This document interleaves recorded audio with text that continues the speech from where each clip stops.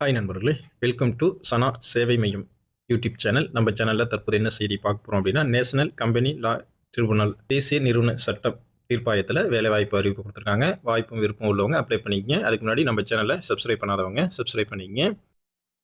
தேசிய நிறுவன சட்டம் தீர்ப்பாயத்தில் காலியாக உள்ள 32 பணியிடங்களுக்கு வேலைவாய்ப்பு அறிவிப்பு கொடுத்துருக்காங்க. இதற்கு 45,000 முதல் 50,000 வரையும் சம்பளம் வழங்குறாங்க. சென்னை உட்பட பல்வேறு பகுதிகளில் ஆட்கள் தேர்வு செய்யப்படுறாங்க. என்ன வேலை அப்படின்னு பார்த்தா, தனி செயலாளர் 14 காலி பணியிடங்கள், சுருக்கெழுத்தாளர் 18 காலி பணியிடங்கள் என மொத்தம் 32 காலி பணியிடங்களை நிரப்புறாங்க. சென்னையில் தனி செயலாளர் பதவிக்கு 3 மற்றும் சுருக்கெழுத்தாளர் பதவிக்கு 2 காலி பணியிடங்கள் இருக்குது. பெங்களூரில் தலா 1 இடமும், டெல்லியில் தனி செயலாளர் பதவிக்கு 3 இடங்களும் இருக்குது. இந்தூர், கட்டாக், அமராவதி, கவுகாத்தி, சண்டிகர், மும்பை, கொல்கத்தா மற்றும் ஜெய்ப்பூர் ஆகிய இடங்களில் பணியிடங்கள் நிரப்பப்படுது. இந்த பணியிடங்கள் ஒப்பந்த அடிப்படையில் நிரப்புறாங்க. பட்டதாரிகள் மட்டுமின்றி ஓய்வு பெற்றவர்களும் விண்ணப்பிக்கலாம். காலி பணியிடங்கள் எண்ணிக்கை மாறுதலுக்கு உட்பட்டது அப்படின்னு சொல்லியிருக்காங்க. இது வரம்பு பொறுத்தளவுல தனி செயலாளர் பதவிக்கு விண்ணப்பிக்க குறைஞ்சபட்சம் 25 வயசு இருக்கணும். சுருக்கெழுத்தாளர் பதவிக்கு விண்ணப்பிக்க குறைஞ்சபட்சம் 28 வயசு இருக்கணும். ஓய்வு பெற்ற அரசு அதிகாரிகள் அதிகப்படியாக 62 வயது வரை இருக்கலாம். கல்வி தகுதியை பொறுத்தளவுல தேசிய நிறுவனம் சட்டம் தீர்ப்பாயத்தில் காலியாக உள்ள இந்த பணியிடங்களுக்கு விண்ணப்பதாரர்கள் அங்கீகரிக்கப்பட்ட பல்கலைக்கழகத்தில் பட்டப்படிப்பு முடிச்சிருக்கணும்.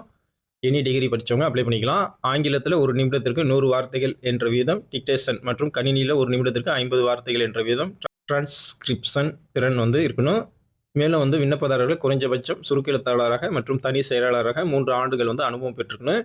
சம்பளத்தை பொறுத்தளவில் சுருக்கெழுத்தாளர் பதவிக்கு 45,000 ரூபா, தனி செயலாளர் பதவிக்கு 50,000 ரூபா வழங்கப்படும் அப்படின்னு சொல்லியிருக்காங்க.